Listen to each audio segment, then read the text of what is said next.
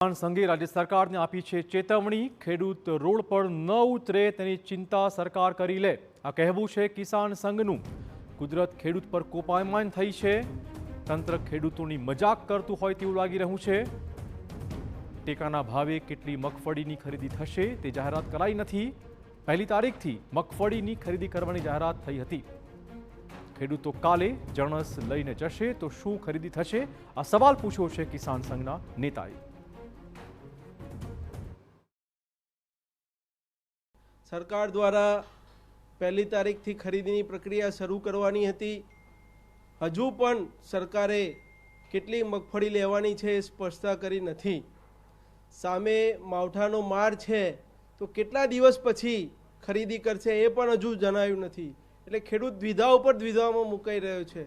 કેટલાય ખેડૂતો કદાચ કાલે 1 તારીખે લાઈન લગાવશે તો એનું સ્પષ્ટીકરણ પણ હજુ સરકાર દ્વારા તંત્ર દ્વારા થયું નથી। એટલે આપણા માધ્યમથી તંત્રને ફરી વિનંતી છે કે હજુ તો જાહેર કરો કે કેટલા મન ખરીદી કરવાના છો તે।